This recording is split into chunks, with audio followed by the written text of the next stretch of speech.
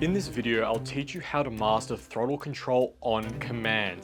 That means being able to exit every corner with maximum speed, apply power smoothly without spinning out, and instinctively know exactly how much throttle your car can handle even when you're tired, when the conditions change, even when you're under pressure in a race. I'll teach you the research-backed strategies from sim racing that I've learned to develop this skill for myself, as well as some simple exercises you can use on a daily basis. These are the things that have helped me become a top 2% iRacer and have allowed thousands of my followers to transform their corner exit performance from inconsistent and slow to precise and fast. So the first thing we have to understand is what throttle control actually is. Once you know what it is, then you can start to control it. And the first thing you have to understand about throttle control is the throttle control is not a goal. Throttle control is not about just pressing the pedal smoothly. Throttle control is a process, and so in my early days, I used to think that in order to be able to control the throttle and develop smooth exits, I would just need to try really hard to be gentle with the pedal, but that's not how throttle control works at all. The best way to think about throttle control is by thinking about what I call the throttle precision muscle.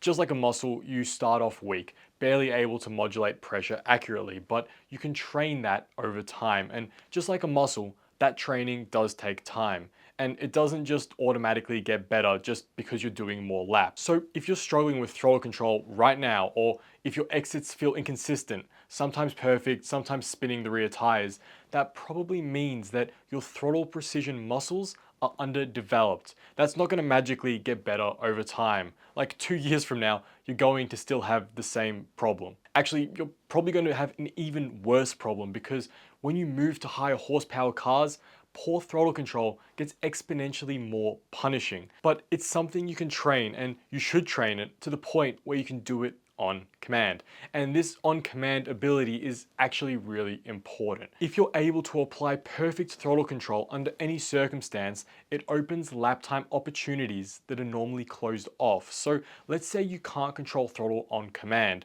What this means is that your corner exits are inconsistent and the amount of time that you lose per lap will vary wildly. So this means that let's say you're doing a 10 lap race. During lap 3, you nail your exits perfectly, smooth, early throttle, no wheel spin. But on lap 7, you're either too cautious and lose 3/10 on exits, or too aggressive and spin the rears, losing half a second or more.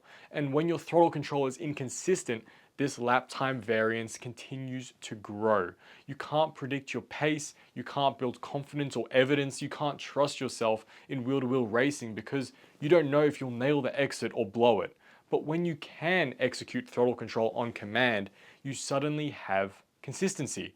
Not only does it give you predictable lap times, it gives you the confidence to attack every single corner exit knowing you can extract maximum speed without crossing the limit.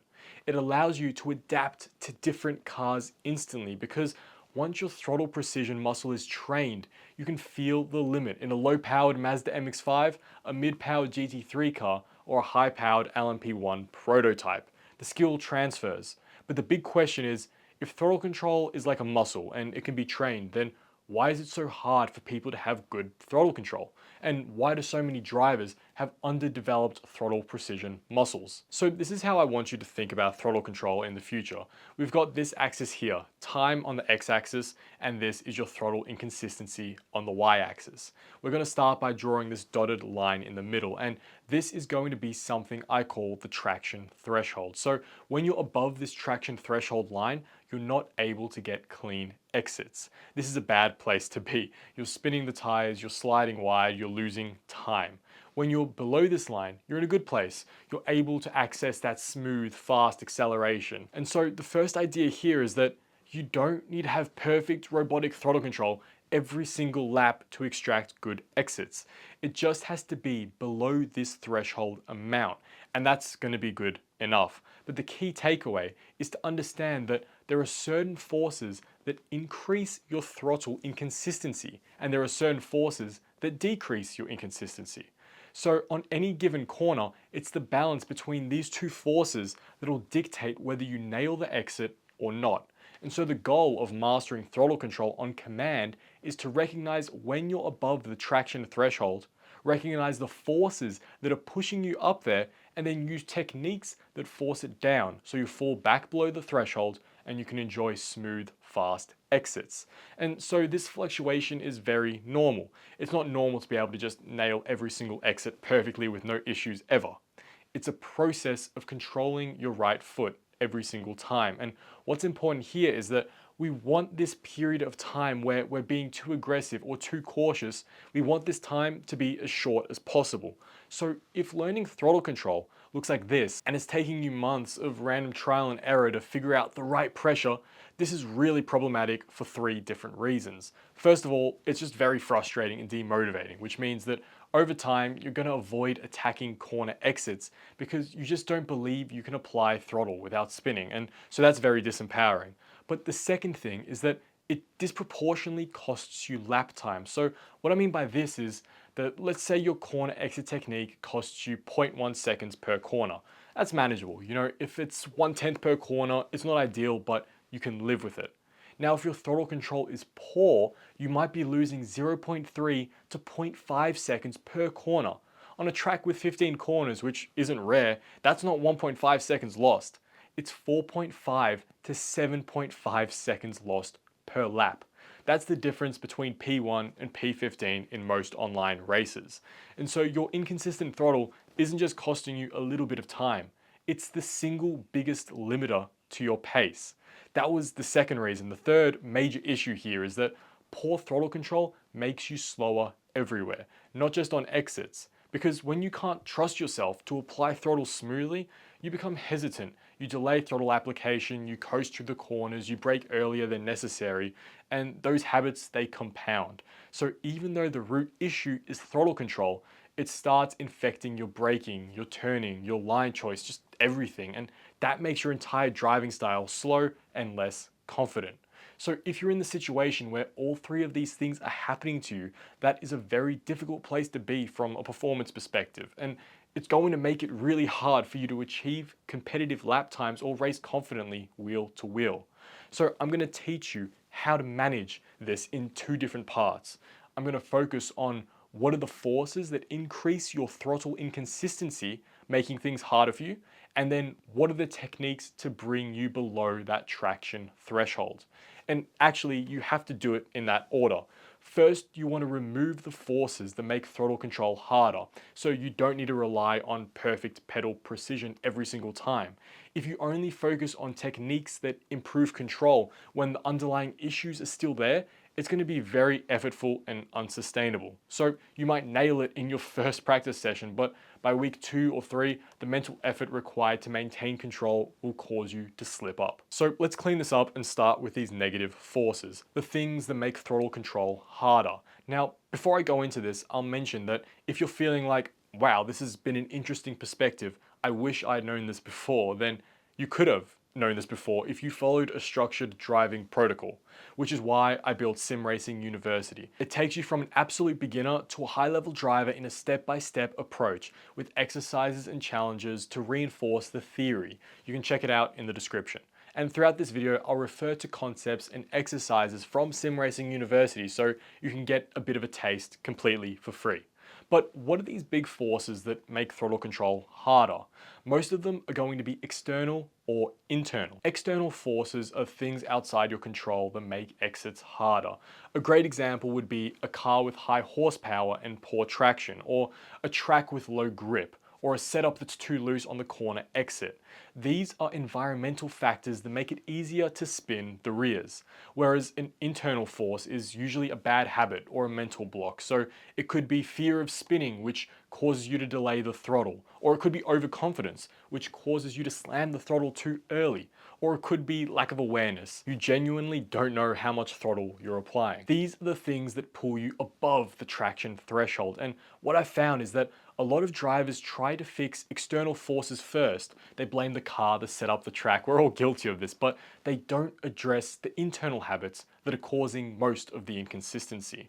Like if you have a habit of unwinding the steering wheel before applying the throttle, there's no setup change that's going to make your exits fast. That is a technique issue. And so for anyone trying to improve throttle control, one of the first things you need to do is complete a throttle inconsistency audit. And don't worry, I've created a free doc that you can download in the description if you want to follow along after this video. I'd highly recommend it.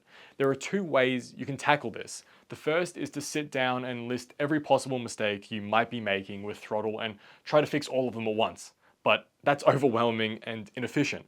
The much more effective way is to drive a session, and every time your exit feels slow, inconsistent, or spins the rears, write down what happened. Was it too early, too aggressive? Did you unwind the wheel first? Did you hesitate? You create a personalized list of your throttle mistakes, and then you create a plan to address them one by one. And especially when it comes to internal habits like fear of spinning, you often have to think outside the box. It's easy to assume you can't control your instincts, but you have to realize that these internal forces are so powerful that if you don't address them, you're never going to have consistent throttle control. So even if it's uncomfortable, it's worth doing drills like the edge of grip exercise, which is from Sim Racing University, but I've included it with your throttle inconsistency audit document. The goal of the drill is basically to intentionally spin the car mid-corner to remove that fear. And that's because once you've felt what too much throttle feels like, you know exactly where the limit is. And suddenly you're not scared anymore. You're just informed. By gradually addressing each of your major throttle mistakes, session by session, using this audit, it gets easier and easier to apply clean, fast throttle. And so coming back to this graph, it means that there are fewer forces pushing us above the traction threshold. However, this is only one side of the coin. And in fact, if you only fix external and internal forces, you'll still be bottlenecked. And that's because of what I said about most people having an underdeveloped throttle precision muscle. What I see all the time is that drivers have cleaned up their habits, they've done the exercise, they understand the theory, but they still can't feel the throttle. They still can't instinctively know this is 40% throttle, or this is where wheel spin begins. And that's because the forces keeping them precise are so weak that even with habits cleaned up, it's not enough. It's like trying to play piano really well, so you optimize your posture, your hands position, your environment, but you've never actually practiced your finger dexterity. And so for any long-term strategy on mastering throttle control, you have to develop these precision forces. And the main one here is the strength of your throttle precision muscle. Like I mentioned, when your precision muscle is strong enough, you don't need perfect conditions. You can drive a high horsepower car on low grip with a loose setup and still nail every single exit. And so for most alien level drivers you watch, their throttle precision muscle is extremely well trained. And so for you, going from wherever you are now, which presumably if you're watching this video, throttle control is something you want to improve, your journey needs to look like this. So right now, this is the level of importance of each element over time. In the beginning, you need to focus a lot on fixing bad habits and external forces because these give you immediate improvement.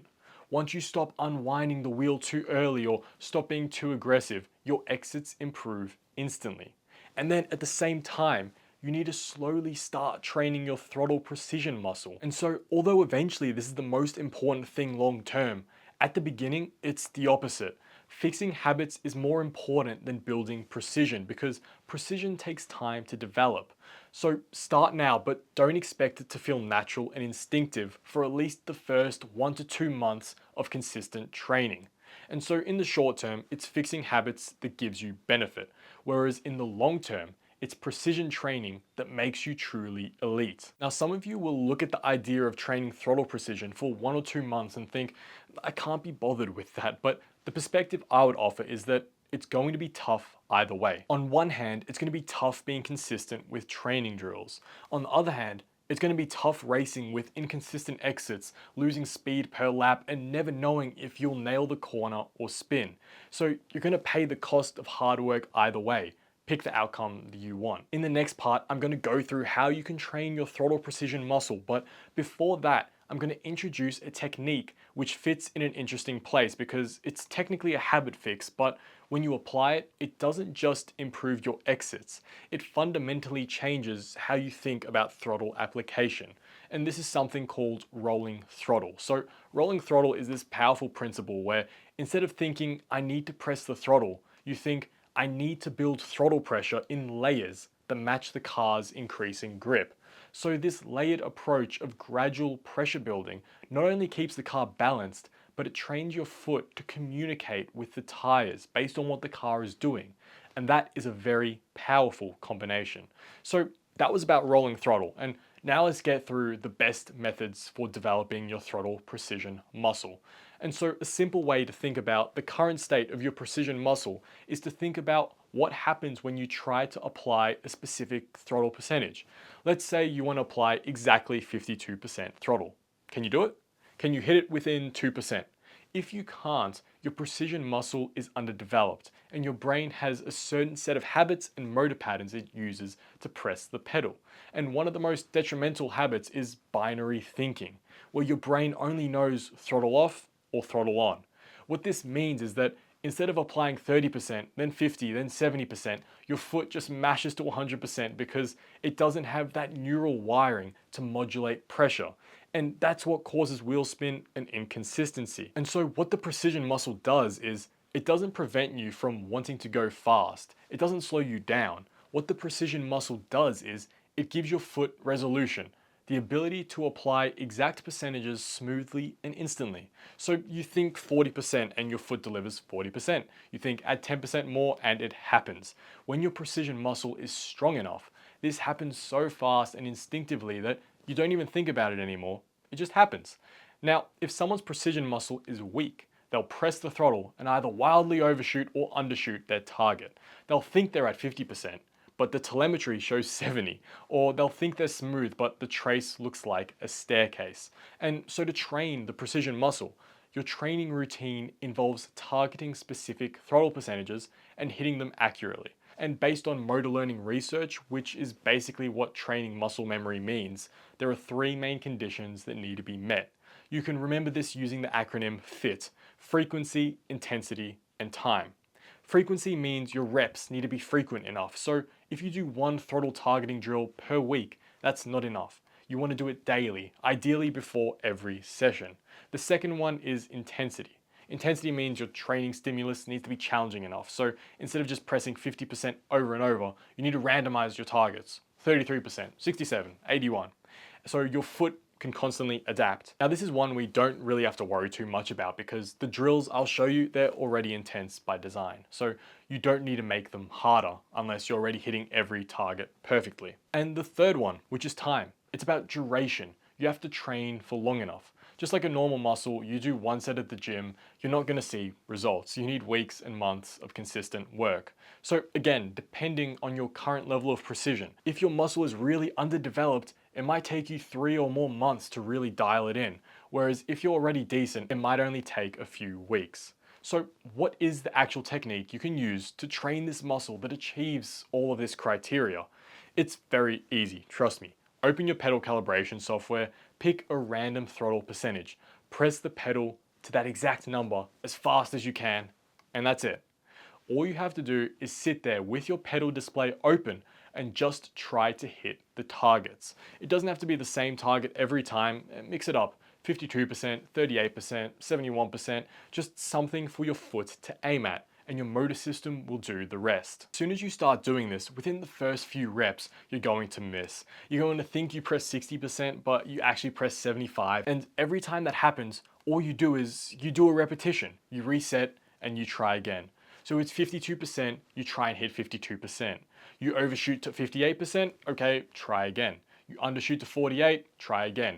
You hit 51%, close enough. That's a successful rep. And then you pick a new target. And then over time, you'll detect your errors faster. You'll know that felt like 65% before you even check the screen.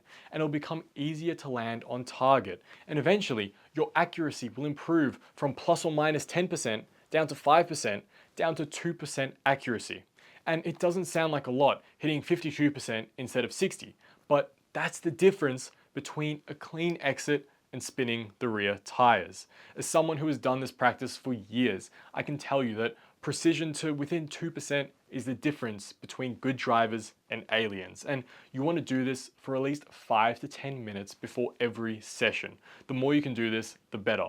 And the good thing is that unlike training a normal muscle where overtraining destroys your body, it's really hard to overtrain your motor control. You can do hundreds of reps per day and your brain will just keep adapting. The biggest barrier I often see is that people will start this drill and they'll miss their targets constantly, as you'd expect. And because they're missing, they're feeling like they're not doing it right. So it feels like a waste of time, they get impatient and they quit. And these are all very normal feelings to have. Even though I've done this for years, I still miss targets sometimes. But you have to realize that missing is the point. The point is to miss, recognize the error and correct it. That's how the motor pattern gets wired. And when you're able to build that precision in a static drill, it means that in a real race, when you're under pressure, managing traffic, feeling tired, you'll still be able to hit your throttle targets instinctively.